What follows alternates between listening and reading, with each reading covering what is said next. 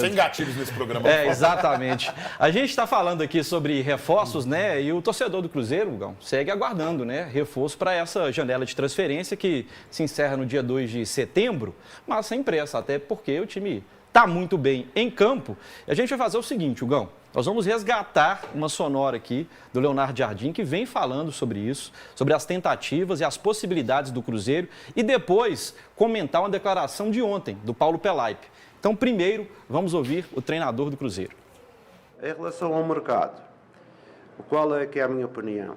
Vocês sabem, alguns dos jogadores que nós tentamos trazer, eu posso falar que o Presidente até, o Pedro já falou do Motor, já falou do Gonçalves, desses jogadores, que é aquilo que eu prefiro que nós precisamos para jogos mais baixos, jogadores com capacidade de jogar em espaços curtos, jogadores com uma decisão e com um para um melhor, e é aí que estamos a procurar esse tipo de jogadores, mas como já vos disse, isso não é fácil apanhar esse tipo de jogadores de um momento para o outro.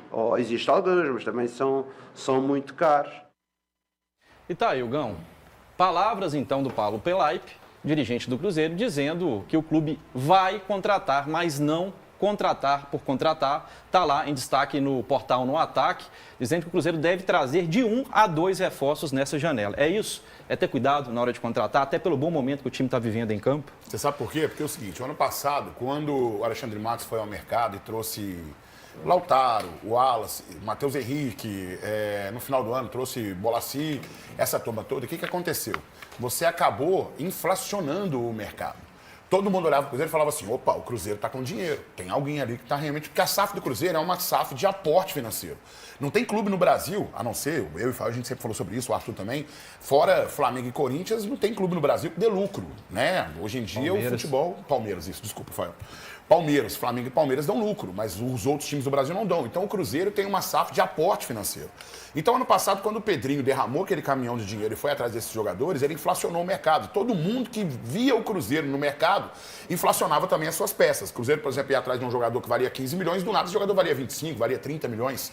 E é assim que funciona dentro do futebol. Então hoje o Cruzeiro pensa de outra maneira. O Cruzeiro hoje, por isso, trouxe o Joaquim, que é um homem de confiança do Leonardo Jardim, e foi até engraçado, porque eu falei isso algumas vezes aqui no programa, o Cruzeiro estava de olho num jogador que estava jogando no futebol mexicano, e fez uma proposta para esse jogador. E aí foi motivo de piada nas redes sociais, falar assim, não, o Cruzeiro está sem dinheiro, se o jogador vale X, o Cruzeiro ofereceu 3 vezes menos X do que aquele jogador valia. Porque aí é uma outra proposta de negócio. Eu vou lá e faço assim, ó, o jogador vale 15 milhões, eu vou meter 10 milhões para ver se esse time topa vender. Para ir chegando num valor ali. É igual, por exemplo, você vai olhar um carro, o carro tá na tabela FIPO valendo 14 mil. E aí você oferece 12. O dono dele vai oferecer 16 para começar essa negociação. E antigamente o Cruzeiro chegava e metia 50 milhões, o jogador que valia 25 pagava 30 por esse jogador. Então, ou seja, nesse mercado que fica inflacionado, você vai inflacionar ele mais? Não. Então agora você tem que monitorar esse mercado, porque o time já é qualificado, mas precisa de peças de reposição sim, porque na hora que começa as trocas, Lauro, às vezes a gente não consegue entregar na mesma qualidade que o time titular tem. A gente sabe da rivalidade, né, Fábio? Já amanhã, falando em Cruzeiro, a equipe se reapresentou ontem na Toca da Raposa. Temos 2 fotinhas aí, né? Queria mais imagem, né, Gão? Não, fotos, até bom que imagem de treino, é isso aí. Mas tá o Jardim também. Não, nada. O Matheus Pereira, né? O Cruzeiro se reapresentando na Toca, já pensando no CRB, jogo decisivo amanhã, lá em Alagoas. O que acontece muito assim, eu falei muito na semana passada, por exemplo, que eu acho que a decisão de poupar alguns jogadores para o jogo contra o Botafogo tinha sido uma decisão meio equivocada, porque é o primeiro jogo importante dentro de casa, sabe, numa Copa do Brasil.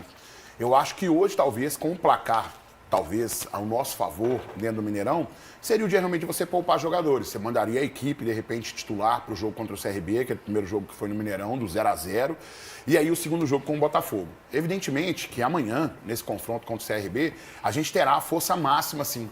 Mas aí eu fiquei pensando assim, você, por exemplo, colocou os jogadores para atuar, não colocou os jogadores para atuar, mas no segundo tempo você precisou acionar parte desses jogadores que você estaria poupando.